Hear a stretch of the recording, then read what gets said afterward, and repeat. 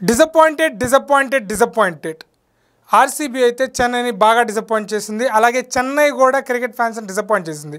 అసలు ఏంటని మనం అనుకుంటే ఎప్పుడైనా ఆర్సీబీ సిఎస్కే మ్యాచ్ అంటే మనం ఖచ్చితంగా ఒక ఇంట్రెస్టింగ్ మ్యాచ్ చూస్తాం, ఒక థ్రిల్లర్ చూస్తాం. అట్లీస్ట్ రెండు టీములు పోరాడతాయి గెలుపు కోసం, అది చూస్తాం. కానీ ఇక్కడ సిఎస్కే సెకండ్ ఇన్నింగ్స్లో అసలు పోరాడినట్టు నాకు ఎక్కడా కనిపించలేదు. వాళ్ళ బ్యాట్స్మెన్ ఇంటెంటే లేదు, అసలు క్లియర్గా మేము ఓడిపోతాం అన్నట్టుగానే ఆడారు. కానీ ఆర్సీబీ బౌలింగ్ అంత బాగుందా లేక సిఎస్కే బ్యాట్స్మెన్స్ ఇంటెంటే చూపించలేదు అనేది అర్థం చేసుకోవాలి. ధోని లాస్ట్లో వచ్చి కొన్ని హిట్స్ కొట్టాయి, సిఎస్కే ఫ్యాన్స్ని హ్యాపీ చేసినా కూడా ఓవరాల్గా క్రికెట్ ఫ్యాన్స్ అయితే బిగ్ డిసప్పాయింట్. అసలు ఒక చెన్నై ఆర్సీబీ మ్యాచ్ అంటే ఎలా ఎక్స్పెక్ట్ చేస్తాం, ఓ లెవెల్లో ఎక్స్పెక్ట్ చేస్తాం. రెండు టీంలు పోటాపోటీగా ఉండాలి, ఎవరు గెలిచినా ఎవరు ఓడిపోయినా.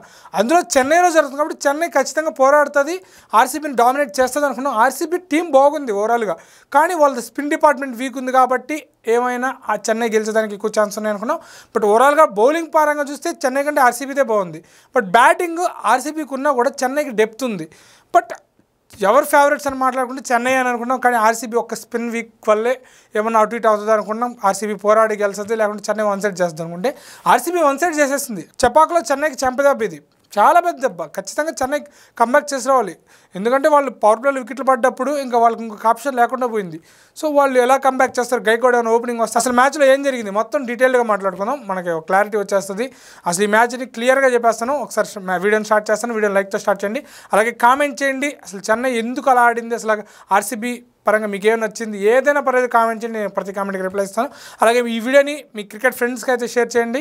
సో ఇక వీడియో మనం రివ్యూలోకి వెళ్ళిపోతే, చెన్నై చేసిన ఒక బోల్డ్ మూవ్ ఏంటంటే, చెన్నై చపాక్ పిచ్చులు 2 పిచ్చులు ఉంటాయి, black soil wicket, red soil wicket. Red soil wicket వాడారు, యాక్చువల్గా వాళ్ళు బ్లాక్ సాయిల్ వికెట్ వాడి వాళ్ళు స్పిన్నర్లు డామినేట్ చేసి గెలిచేస్తూ ఉంటారు. ముంబైతో మ్యాచ్ కూడా అదే జరిగింది. కానీ ఇక్కడ రెడ్ సాయిల్ వికెట్ వాడారు, అది బ్యాటింగ్ బాగా అనుకూలిస్తుంది. సో ఇలాంటి సిచ్యువేషన్లో చెన్నై కెప్టెన్ రుతురాజ్ టాస్ గెలిచి ఫీల్డింగ్ తీసుకున్నాడు. ఓకే, చెన్నై సెకండ్ బ్యాటింగ్లో కూడా వాళ్ళు స్పిన్ ఆడగలరు, ఆర్సీబీ స్పిన్నర్లు తక్కువ అంచనా వేసి తీసుకున్నట్టున్నారు. కానీ ఆర్సీబీ బ్యాట్స్మెన్స్ వేరే ఫ్లోలో ఆడారు. ఇనిషియల్గా ఫిల్ సాల్ట్ అయితే బీభత్సంగా ఆడాడు. ఫస్ట్ ఓవర్లో ఖలీల్ అహ్మద్ బౌలింగ్లు కొన్ని బీట్ అయినా కూడా తర్వాత ఎక్కడా తగ్గలేదు. విరాట్ కోహ్లీ మట్టుకు ఇంకొక ఎండ్లో రొటేట్ చేస్తూ ఉంటే చాలా బాగుండేది. కానీ విరాట్ కోహ్లీ ప్రతి బాల్ రూమ్ తీసుకొని ఓవర్ ద కవర్స్ ఆడాలి అనే ట్రై చేస్తూ ఉన్నాడు. ఖచ్చితంగా భారీ షాట్స్ ఆడాలని చూస్తున్నాడు. అక్కడైతే విరాట్ కోహ్లీకి వచ్చేది ఇబ్బంది పడ్డాడు, స్ట్రైక్ రేట్ కూడా చాలా తక్కువ ఉంది. బట్ అవుట్ అయ్యే టైంకి విరాట్ కోహ్లీ అయితే కంబ్యాక్ చేసుకొని 100 స్ట్రైక్ రేట్తో ఆడి అవుట్ అయిపోయాడు. కానీ అవతల ఎండ్లో పటిదార్ అయితే బీభత్సం. పటిదార్కి కూడా ఒక సెటర్ అయితే డ్రాప్ చేశాడు. ఇంకొక 2 టఫ్ ఛాన్సెస్ కూడా వదిలేశారు సిఎస్కే ఫీల్డర్స్. ఇదైతే పటిదార్కి బాగా యూజ్ అయింది. పటిదార్ అయితే స్పిన్ బీభత్సంగా ఆడతాడు. అలాంటి పటిదార్కి లైఫ్స్ ఇస్తే ఖచ్చితంగా కష్టం అవుద్ది. వాళ్ళు చాలా ఇంటెంట్. ఆర్సీబీ ఖచ్చితంగా సిఎస్కే ఆర్సీబీ బ్యాటింగ్ చేస్తే వాళ్ళ ఇంటెంట్ బాగా కనిపించింది. అశ్విన్ బౌలింగ్ అంత ఈజీ ఏం కాదు కొట్టడం. అశ్విన్ 2 ఓవర్లు వేసాడు ఈ మ్యాచ్లో, జడేజా 3 ఓవర్లు. వాళ్ళు కోట వేయలేకపోయారంటే అంత డామినేట్ చేశారు బ్యాట్తో. అశ్విన్ 2 ఓవరే వచ్చాడు బౌలింగ్కి, సాల్ట్ ఆడాడు అక్కడ. ఎప్పుడైతే పటిదార్కి ముందు పడికలు సూపర్గా ఆడాడు. పడికల్ ఈ మ్యాచ్లో డ్రాప్ చేసి ఇంకొక స్పిన్నర్ లైక్ స్వప్నిల్ సింగ్కి వెళ్తే బెటర్ అని నేను అనుకున్నాను. కానీ పడికల్ అయితే నా గెస్ని రాంగ్ చేసి బీభత్సంగా ఆడారు. ఆ ఇంటెంట్ కారణం పడికలే, ఎందుకంటే సాల్ట్ అవుట్ అయిన తర్వాత ఖచ్చితంగా బ్యాక్ ఫుట్లో ఉన్నది ఆర్సీబీ. ఆ టైంలో పడికల్ ఆడిన చిన్న క్యామే కూడా చాలా ఇంపాక్ట్ క్రియేట్ చేసింది. అలాగే పట్టిదారు, తర్వాత లివింగ్స్టన్ కూడా పెద్దగా ఆడకపోయినా, తర్వాత జితేష్ శర్మ కొన్ని షాట్స్ ఆడాడు, పర్లేదు అనిపించాడు. తర్వాత టిమ్ డేవిడ్ ఏదైతే ఫినిష్ చేశాడో అది చాలా క్రూషియల్ అయింది ఈ గేమ్లో.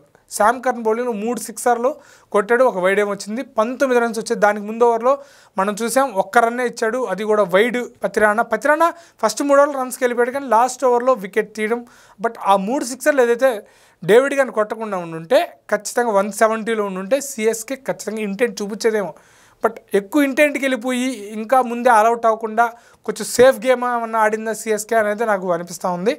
బట్ ఇది ఎంతవరకు కరెక్ట్ అనేది నాకైతే ఒక క్రికెట్ ఫ్యాన్ అయితే నేను అస్సలు యాక్సెప్ట్ చేయను. ఏ రిజల్ట్ వచ్చినా కూడా మనం వెళ్ళిపోవాలి టార్గెట్కి. ఇంకా అంతా వెళ్ళిపోయాక ఒక బ్యాట్స్మెన్ లైక్ అశ్విన్ అలాంటి వాళ్ళు ఆ టార్గెట్ని తక్కువ చేసి ఆ రన్ రేట్ ఇంప్రూవ్ చేసుకుంటే బాగుంటుంది. కానీ బట్ అంతా అయిపోయిన తర్వాత రన్ రేట్కి ఆడతా అంటే మటుకు నాకైతే ఒక క్రికెట్ ఫ్యాన్కి అయితే చాలా డిసప్పాయింట్. ఈరోజు డిసప్పాయింటెడ్ స్కోర్ అనాలి.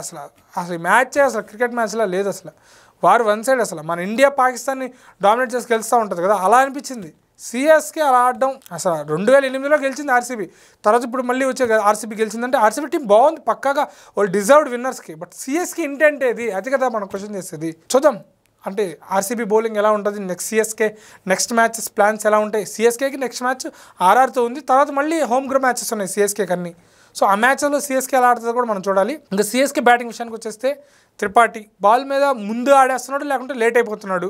హేజల్వుడ్ వేరే లెవెల్లో బౌలింగ్ వేస్తున్నాడు. ఎవరైతే Pat Cummins, Starc, Hazlewood injuries వచ్చిన తర్వాత హేజల్వుడ్ ఒక్కడే అంత పాయింట్ చేస్తున్నాడు bowling. But Pat Cummins, Starc అవతల వాళ్ళ ఆస్ట్రేలియన్ మేట్స్ రన్స్కి వెళ్ళిపోతున్నాడు. బట్ ఇక్కడ హేజల్వుడ్ మటుకు వేరే లెవెల్. ఇక భువనేశ్వర్ అయితే చెప్పబోలే, తన లైన్ అండ్ లెంత్ పర్ఫెక్ట్గా వేసాడు. చూద్దాం ఆర్సీబీ పిచ్ మీద వీళ్ళు ఎలా ఇస్తారో కూడా మనకు క్వశ్చన్ అవుతుంది. అది మనం టచ్లో ఉంటారు కదా, అన్నీ మాట్లాడుకుందాం, నో ప్రాబ్లం. బట్ బాల్కి ముందుగా ఆడేసి త్రిపాఠి అయితే ఓడిపోయాడు. గైక్వాడ్ వచ్చాడు. గైక్వాడ్ అయితే మంచిగానే ఆడాడు ఆ బౌన్సర్ని, బట్ అది మిడిల్ అవ్వలేదు, క్యాచ్ గైక్వాడ్ ఒకటి. అక్కడే చాలా వరకు సిఎస్కే మ్యాచ్ బ్యాక్ ఫుట్లోకి వెళ్ళిపోయింది. గైక్వాడ్ అనేది చాలా కీలకం. Maybe next match Gaikwad opening ఏమైనా వస్తాడనేది కూడా మనం చూడాలి. తర్వాత హూడా వచ్చాడు. హూడా కూడా ఫామ్లో లేడు, తను ఇంటెంట్ చూపించలేకపోయాడు. లైన్ అండ్ లెంత్ పక్కాగా హిట్ చేస్తూ ఉన్నారు. బట్ తర్వాత ట్విస్ట్ ఏంటంటే శామ్ కరణ్ వచ్చాడు. అక్కడే దుబే వచ్చుంటే సరిపోయిండేది. మేబీ దుబే ఏంటంటే స్పిన్నర్లు అటాక్ చేయాలి, బాగానే ఉంటుంది. కానీ ఇక్కడ 190 చేసి చేయాలి. దుబే ముందుగానే వచ్చి ఫాస్ట్ బౌలర్ని సీ ఆఫ్ చేసి తర్వాత కొడితే బాగుంటుంది కదా. స్పిన్నర్లకే కొట్టాలి అంటే అది కాని పని ప్రతిసారి కూడా. బట్ దుబేని వెయిట్ చేపించి శామ్ కరణ్ ముందు పంపించి శామ్ కరణ్ ఫ్లాప్ అవ్వడం, తర్వాత దుబే వచ్చి ఒక 6 కొట్టినా కూడా తర్వాత దుబే కూడా ఫ్లాప్ అవ్వడం. తర్వాత ఏంటి అసలు ధోని రాలేదు, అశ్విన్ వచ్చాడు. నాకు అప్పుడే అర్థమైంది సిఎస్కే వాళ్ళు వదిలేసుకున్నారా ఏంటి. ధోని ఖచ్చితంగా మనకి ఫామ్లో అంటే తను ఇంటర్నేషనల్ ఆడలేదు, బట్ యాజ్ ఎ లెజెండ్ తనకి ఎలా ఆడాలో తెలుసు. తను గ్రీజ్లో ఉంటే తను జడేజాతో డిస్కషన్ చేసి ఆ స్ట్రైక్ని ఇంప్రూవ్ చేయించి తను గేమ్లో ఉంచగలడు. సో ధోని ఉన్నాడంటేనే ఆర్సీబీ వాళ్ళు బ్యాక్ ఫుట్లో ఉంటారు. మేబీ తను రన్స్ కొట్టినా కొట్టపోయినా కూడా. బట్ అక్కడ ధోని రాకుండా అశ్విన్ రావడం అనేది చాలా డిసప్పాయింటింగ్. ఎట్టో అశ్విన్ లాస్ట్ దాకా ఆడలేదు. ఓకే, అశ్విన్ కూడా క్యామెస్ బాగానే ఆడుతున్నాడు, ఆర్ఆర్ పక్క ఆడాడు. అశ్విన్ తక్కువ చేయడం కాదు, ఇక్కడ తను అవుట్ అయ్యాడు. అట్లాగే అశ్విన్ అవుట్ కాకుండా లాస్ట్ దాకా ఆడుంటే ఆ ధోని ఇచ్చిన ఫినిష్ కూడా లేకుండా ఉంటే 50 రన్స్ కాదు 70 రన్స్ తర్వాత ఓడిపోవాల్సి వచ్చేది. బట్ సిఎస్కే అయితే ఫుల్ డిసప్పాయింట్ చేసింది. ఆర్సీబీ డెఫినెట్గా హ్యాపీ, ఆర్సీబీ ఫ్యాన్స్ పరంగా హ్యాపీ ఎవరైనా కూడా. సిఎస్కే ఫ్యాన్స్ పరంగా డిసప్పాయింటెడ్. యాజ్ ఏ క్రికెట్ ఫ్యాన్స్గా అసలు డిసప్పాయింటెడ్ కదా. అసలు ఇది మ్యాచ్ లాగా నాకు కనిపించలేదు ఎక్కడ కూడా. అసలు ఒక ఛాంపియన్ టీం, ఆర్సీబీ కప్పు లేకపోయినా ఛాంపియన్ టీం లాగే వాళ్ళు ఎప్పుడు పోరాడుతూ ఉంటారు. వాళ్ళు బౌలర్స్ ఎప్పుడు హ్యాండ్ ఇస్తూ ఉంటారు, ఓడిపోతారు, వాళ్ళు డిసప్పాయింట్ అవుతారు. బట్ చెన్నై కూడా స్పిన్ ట్రాక్లో స్పిన్ ఆడలేకపోవడం ఏంటనేది అర్థం గల. సుయాష్ శర్మ క్రెడిట్ ఇవ్వాలి, పక్క బాగా వేసాడు. లివింగ్స్టన్ అయితే చాలా బాగా వేసాడు, ఫ్లైట్ డెలివరీస్ వేసాడు.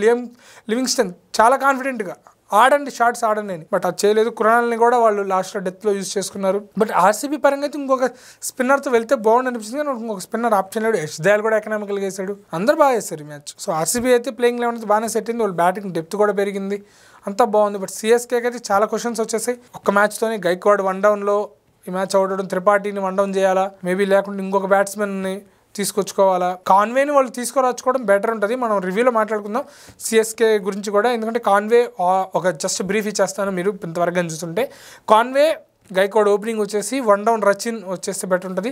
సెకండ్ డౌన్లో త్రిపాఠి ఫ్లోటర్గా ఇంపాక్ట్లో ఉండేసి, తర్వాత దుబే ఉండేసి, తర్వాత ఏదైతే శామ్ కరణ్ డ్రాప్ చేస్తే బెటర్.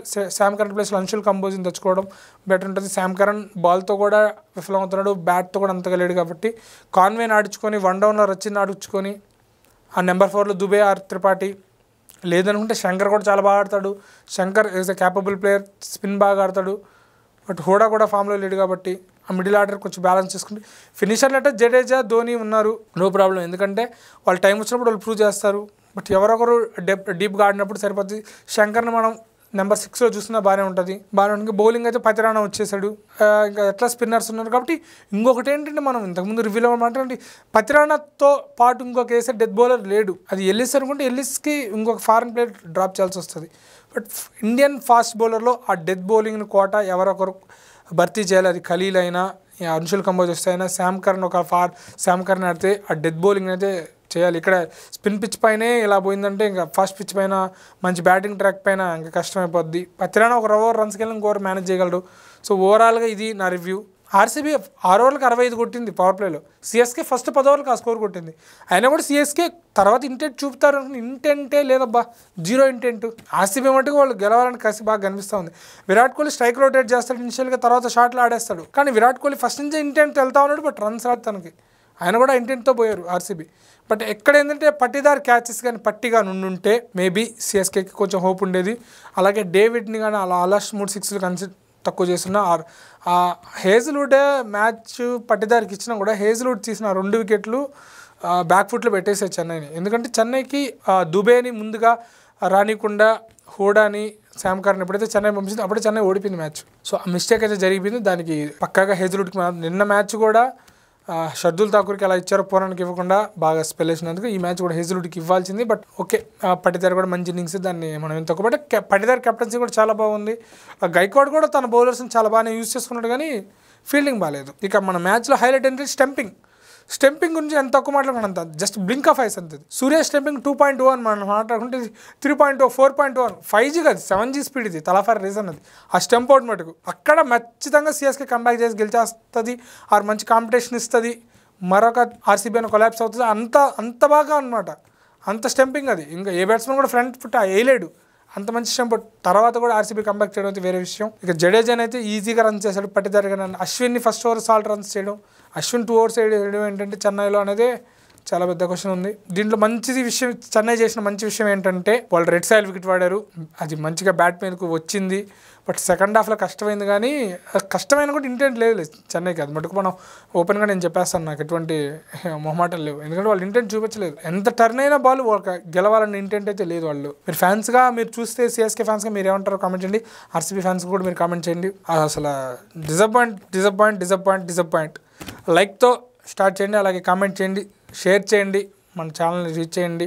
ఎందుకంటే మంచి టాపిక్స్ మాట్లాడుకుంటాను. ఆర్సీబీ గురించి, సిఎస్కే గురించి నా రివ్యూ ఎలా ఉందో కామెంట్ చేయండి.